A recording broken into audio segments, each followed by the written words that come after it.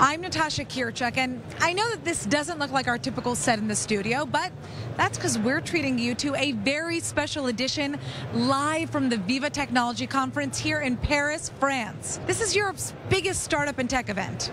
And for the next 4 days, we're going to take an inside look at some of the most powerful innovations that are set to change our world. Plus, we're going to meet all of the people behind it.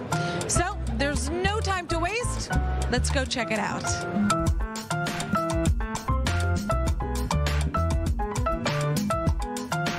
Nowadays, when it comes to transportation, we're seeing more and more companies try to figure out solutions that are more ecologically friendly. Of course, you have electric bikes, electric scooters, and electric cars. But the company that we're about to see is trying to go back to the basics, and they've created a unique electric car, something you've really never seen before. It's one of the lightest in the world, and it's also one of the cheapest. Let's check it out.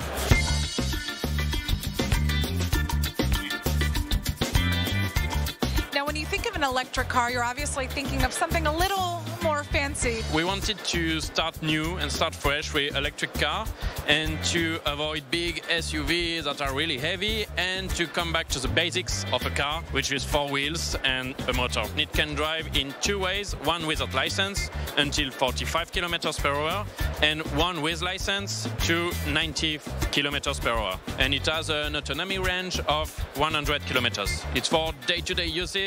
90% of the uses you do with a car, you can do it with a small car like this. So the idea here is to try to encourage people to use a smaller vehicle because it's more environmentally friendly, right?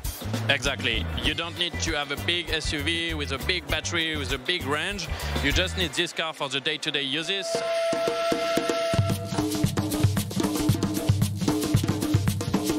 The KG is a 283 kilogram car. That's extremely light when you compare it to the average size and weight of other electric cars on the market. And when you talk about going back to the basics in terms of really stripping down your electric car to all it needs to do, these are the only buttons you have. This, turn on and off. This is a boost if you want to go faster. This is for lighting, to make sure that you have your lights on if you need them. And then this is your horn. That's it. You don't have any GPS. You don't have a music player. The idea here is for you to really be focused on just driving, you know, what you need to do on the road. How much weight can this actually carry? So you can have 2 people sitting inside and 200 kilos in the truck. Is it possible to buy one of these cars today? Yes, we have car on the road. We are starting the pre-order at VivaTech and they will be delivered in January 2023. How does this compare to your average electric car in terms of price? It's kind of cheap because it costs 10,900 euros and an average car is almost the double. I think there is a place for this kind of car where people don't want to have so much impact on the planet. It's the basics of physics. The more lightweight the car is, the less supply you need to power it. This is the best way to have ecological friendly cars. I guess the bottom line is if you truly want to be good to the earth and be good to society, an electric car isn't necessarily enough. You need to really go back to the basics and find a vehicle that's as lightweight as possible. Of course, you don't need all the gadgets you have in the car these days. You just need to drive a car and that's it. You heard no texting and driving anymore. No GPS, no nothing. Focus on the road and be good to the earth. That's it.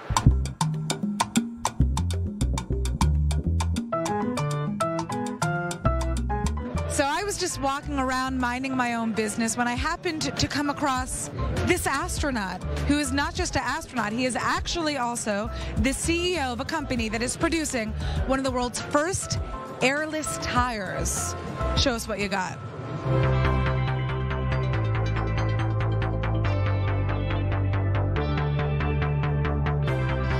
So we're about to meet the man behind the mask. Who is it?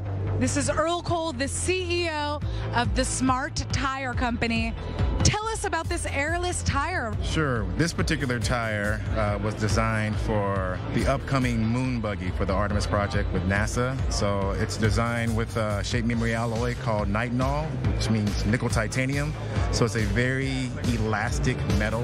This is it right here. So no matter how you bend it, stretch it, Doesn't matter, it won't kink or anything. It'll always go back to its normal shape. So it has a memory. It remembers the shape.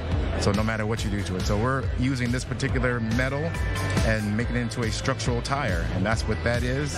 We have one for the moon. We have one for Mars. Obviously, all of us average Joes out there want to know if it's possible to actually use these airless tires on roads, on Earth. It is very possible, and that's what we're doing at the Smart Tire Company. A lot of people ask us about when it's going to be on cars. That's going to take a little longer. So our first product, we're doing a bicycle tire and a scooter tire.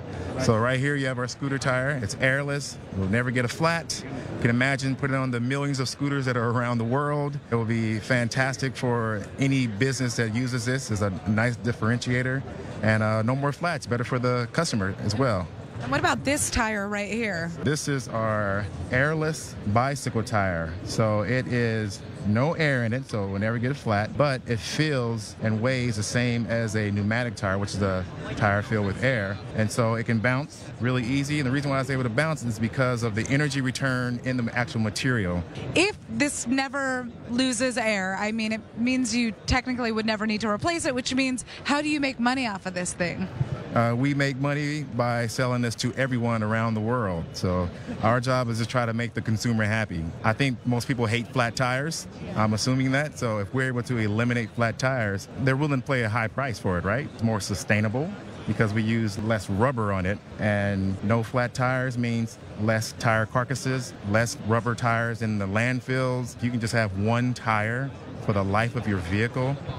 That's gold. The question is, how much does this dream cost, and is it available yet to the public? This is an advanced prototype right now, so we're still optimizing the product, but it will be available in Q1 of 2023, and it'll probably be between the price of $100, $150, which is like a high-end bicycle tire. So it's very comparable. Fits right into the market. Honestly, sounds like a pretty reasonable price if you're never going to lose air and lose or bust your tires when you're out driving. Yeah. I think I'd go for it. All right, my friends, that is it. An astronaut who's actually CEO of the Smart Tire Company, Earl Cole. Thank you so much for joining us. Thank you very much.